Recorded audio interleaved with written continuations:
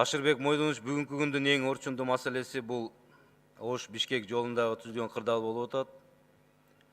Бул биз үчүн жаңылык болбой калды. Жыл сайын ушул маселе, ушул проблема. Анын артында жүргүнчүлөрдүн канчалаган материалдык, моралдык чыгымдары, көчкүдөн улам адам өмүрүн алган учурлар дагы болбой койгон жок. Снаряддар менен атып мөңгү түшүрүп атат. Мунун бардыгы чыгым. Анализ кылып көрсөк, бүгүнкү күнү эле 246 километрде ошо көчкү булакта түшүп атат. 223 километрде, 249 километрде, 208 километрде. Эң чоңу ошол көчкү булактагы 60 метр бийиктиги, 500 метр узундугу, 2,5 миллион куб деп айтылып жатат. Бүгүн мен мына сүйлөшүптүм тийиштүү жетекчилер менен.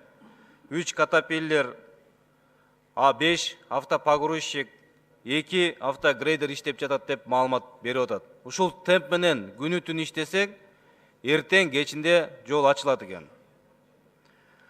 Маселе ушул 20 жылдан бери ушул чыгымдарды эсептеп көрсөңүздөр, канча деген миллион же миллиард мамлекеттен дагы, жүргүнчүлөрдөн дагы кетип атат. Ошол каражаттарды топтоп туруп, бир галерея куруп, проект бар экен азыр, мына япондор менен иштелип атыптыр маселечи. Ошону батыраак аягына чыгарсак, убакыт келгенде эле маселе көтөрөбүз, анан эле унутулуп калат. Ошону контролго алып, мен да бир протокол тапшырма берейин, жоопкерчилик аппарат бир токтом долбоорун даярдап, биз тапшырма берип, жоопкерчилик токтом менен көзөмөлгө алайлы.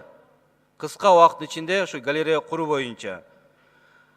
Мына түзүлгөн кырдаалдан улам авиа каттамдардын билеттери кымбаттады. Аз интернетке чыгып атат, 3 миңден ашпайт деп. Мына бүгүн рейс бар, бирок билет жок. 1000 сомдон да жок, 2000 сомдон да жок. Орточо 3900-дан 4000 сом тегерегинде билеттер сатылыптыр. Авиа каттамды мүмкүн бүгүн көбөйтөлү дагы кошумча.